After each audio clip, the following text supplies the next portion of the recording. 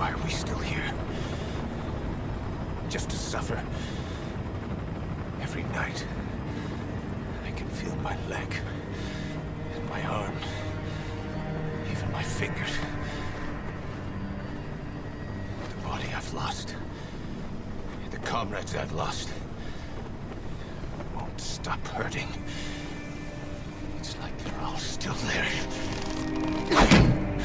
You feel it too, don't you? I'm the one who got caught up with Cypher. A group above nations, even the US. And I was the parasite below, feeding off Zero's power.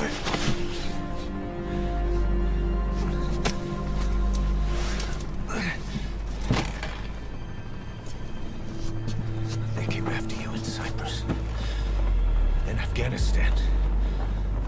Cypher just keeps growing.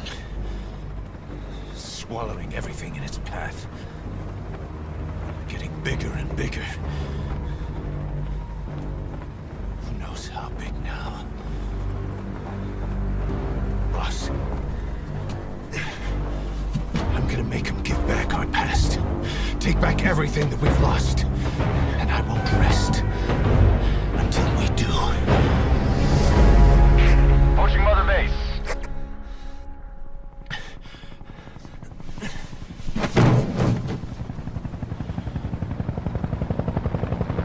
Our new Mother Base. I don't know how long it'll take, but I'll make it bigger. Better than before. God. What should I do? Boss? Tell me. Tell me like you used to.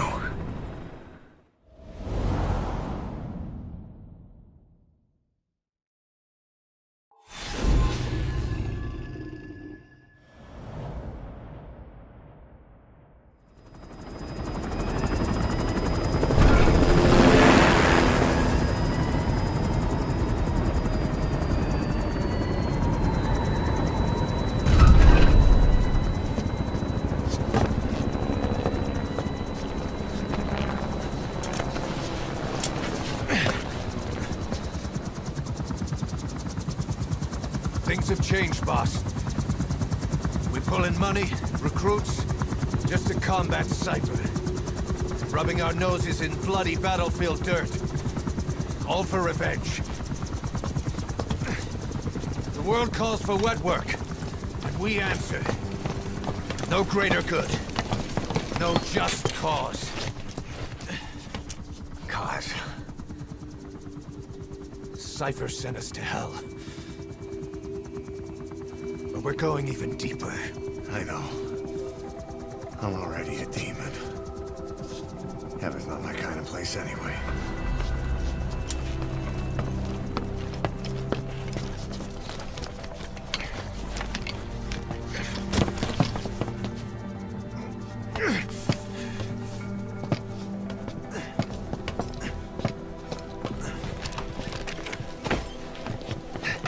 Dogs of war for 9 whole years. That ends today. Now you're not sleeping, and we're not junkyard hounds. We're diamond dogs.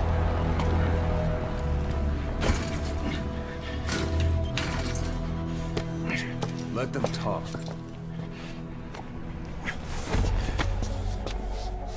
We can crush Cypher, boss. And you can build the army that can do it. Just one thing, Kaz. This isn't about the past. We're fighting for the future.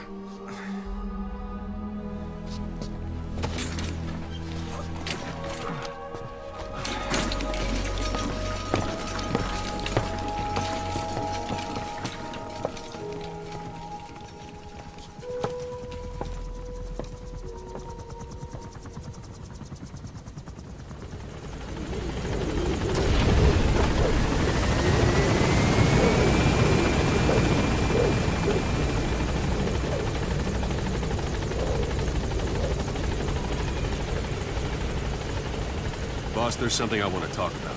It concerns the running amok you came. This base belongs to you now. Make Diamond Dogs the force it deserves. Like any organization, we need good people, and we need to make good use of their talents. Miller asked me to lay that out for you.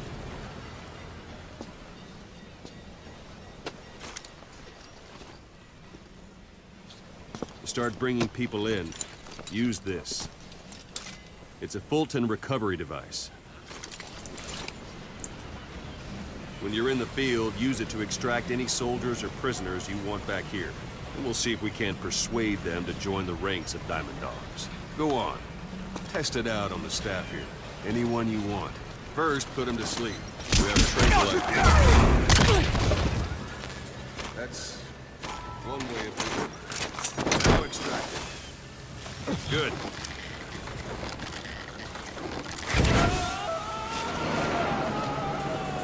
Extraction complete. You can only Fulton recover someone if they're not resisting it. No dead bodies either. They don't make great recruits. The staff member you just extracted will be assigned to the team best suited to his abilities. See for yourself. Open your iDroid. Select Staff Management from the Mother Base menu. So that staff member was placed on the R&D team. The R&D team is in charge of developing all kinds of weapons and items that'll support you on missions. Take a look at the development list. Select Weapons Items under the Development heading.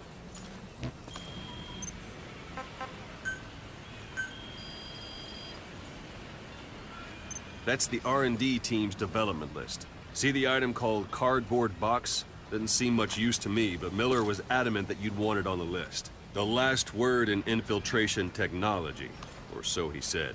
In any case, we don't have the manpower to develop it just yet. We need more staff on the team. Go extract a few more people.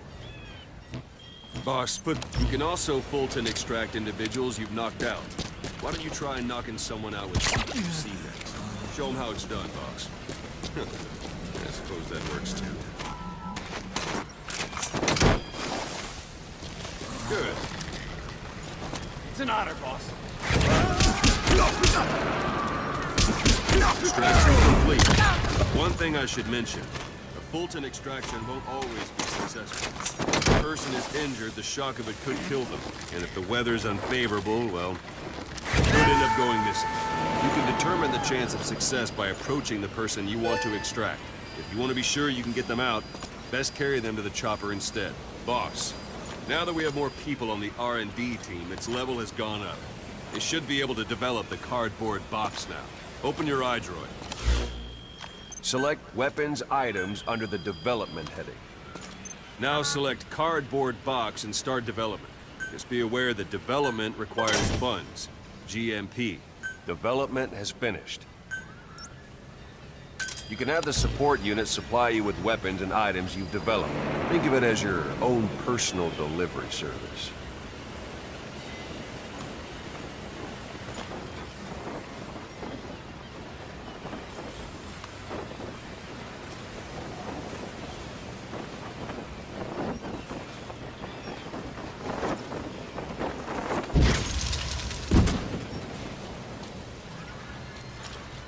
And there it is. Not sure what it's good for, but Miller said you know what to do. Try it out. One last thing. The staff members you extracted were all placed on the R&D team, but that was Miller's decision. If you think they belong somewhere else, you're free to move them around. Well, that about does it. You won't make any GMP or find recruits hanging around here. Board the chopper when you're ready for a mission. Open your iDroid and select a landing zone to tell it where to pick you up. Or if you're still in the mood for knocking guys on their asses, you can stay around here a while. Give the men some practice. Just come pay me a visit. This is B-Quad. Arriving shortly at LZ.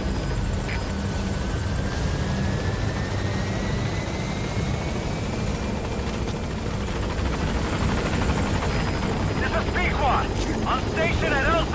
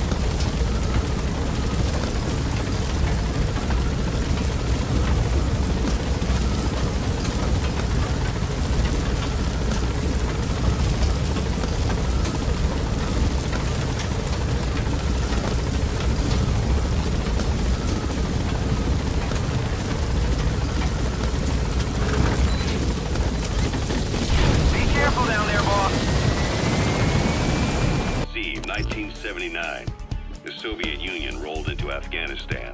Muslims have revolted against the Soviet-friendly regime established the year before. The DRA forces could no longer contain it themselves, so the Soviets went in to intervene. The Afghan government was powerless and fraught with infighting. They lost the hearts and minds of the people, and that alarmed the Soviet leadership. With the Islamic Revolution happening in Iran, the Soviets felt they had to act fast or risk the spread of Islamic revivalism. A superpower, sending a motorized rifle division against men on horseback with antique rifles. Everyone thought it'd be over in an instant, only it wasn't. Some Muslims made their fight a jihad, a holy war, and began a guerrilla campaign on all fronts. A war of attrition. These fighters call themselves Mujahideen. They're being supported by the West through Pakistan. That's why Miller was involved. He was training them near the Zero Line, sponsored by the CIA. The war has become a nightmare for the Soviet troops stationed here. They thought they'd be headed home in 6 months at the most. Then a year passed. 2 years. Now here we are 4 years on with no exit in sight. Afghanistan has become the Soviet Union's Vietnam. The Soviet troops on the ground want to go home, but at least they have homes to go back to. The Afghans have lost theirs. The Soviets destroy the kishlaks, villages, wherever they can. They burn down homes and fields, fill in wells, turn pastures into minefields. It's created a mass of refugees who fled to Pakistan. If the Mujahideen are fish swimming around the villages, the Soviets will go so far as to dry out their ocean. But this has had a big price. There's bitter resentment among the Afghans, and they're taking out their anger on the soldiers on the front lines. Among the Mujahideen are the Pashtun people. They're fiercely devoted to their code of Badal, or revenge. Soviets they've captured have had their hands, feet, and noses cut off before being left to die at the side of the road, just to show their comrades what they're capable of. Friendlies who come across them can do nothing but put them out of their misery. Then they burn down another village in retaliation, and the cycle of vengeance goes on.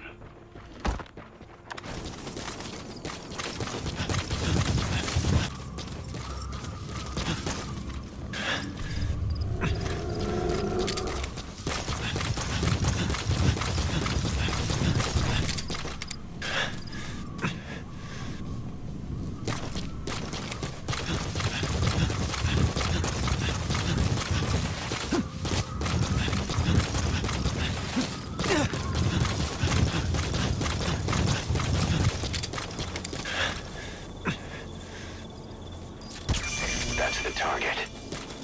Is that one of our men from 9 years ago? Bring him home, boss.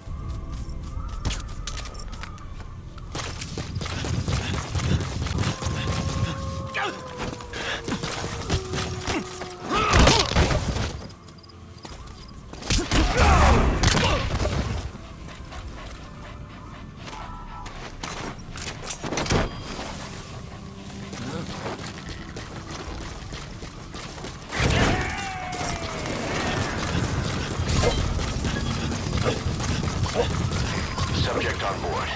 Leave the rest to us.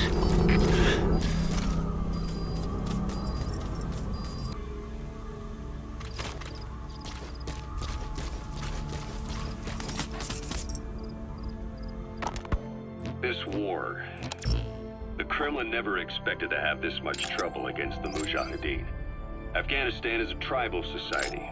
Tradition demands that its people stand up to any outsiders who set foot on their land. With the honor of their people at stake, they have everything to fight for. No matter how hard the Soviets hit them, they continue to appear out of nowhere, striking back, then vanishing again. But there's one thing even the Mujahideen fear. Every last one of them. The Soviet gunships. They're highly maneuverable and equipped with Roger. massive firepower. Plus, the underside of the fuselage is heavily armored. The Mujahideen can barely scratch them with their small arms. Anyone who hangs around gets mowed down by the gunship's heavy machine guns. This new honeybee weapon that was given to the Hamid fighters, it's no doubt something to help them strike back against the gunships, which makes it a weapon that could change the course of the war. Those guerrilla fighters known as Mujahideen don't actually belong to a single organization. Afghanistan is a multi-ethnic country. You've got the Pashtuns, the Tajiks, Uzbeks, Hazaras, and each of them is split into their own tribes, large and small. Each ethnicity has several rebel organizations that their various tribes gather under. They're united under the banner of jihad. That doesn't mean they work like a single standing army. Just look at the area around Smasi Fort. A lot of Tajiks used to live there. They fled after the Soviets started their scorched earth campaign. With the area uninhabited, the Hamid fighters, who are Pashtun, decided to move in. The Hamids are based out of the city of Peshawar. We passed through it on the western edge of Pakistan. The Pashtun people have long lived in Afghanistan and western Pakistan. They used to travel back and forth frequently. Then Britain went and established the border that still stands today. The Hamid fighters get generous support from the Pakistani government. The government wants to use them to secure influence over Afghanistan. Their liaison with the Hamids is Inter-Services Intelligence, and behind the ISI, you have the CIA. That's probably how the honeybee ended up in the hands of the Hamid men.